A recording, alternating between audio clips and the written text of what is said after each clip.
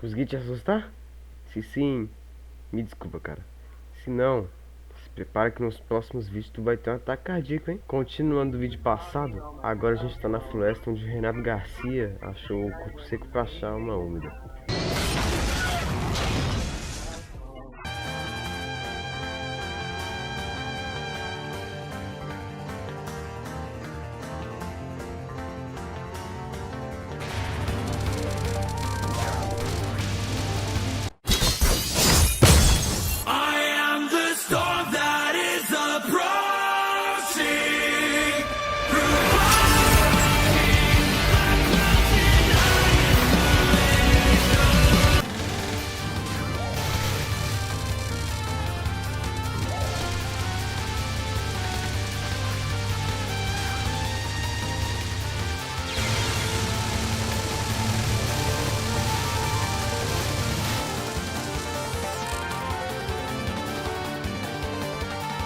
E aqui no final nós encontramos uma pessoa chamada Moko. Esquecendo o fato que ela é imortal, ela repudia a Kaguya porque ela fez só uma pequena pegadinha com o parente dela. Pouca coisa. E obviamente ela tenta matar a gente sem motivo nenhum. E bem, alguns ataques dela são difíceis de se acostumar. Mas de resto é bem fácil, mas também tem que falar da música, que consegue fazer esse trabalho perfeitamente, combinando com a luta e também com a atmosfera da personagem.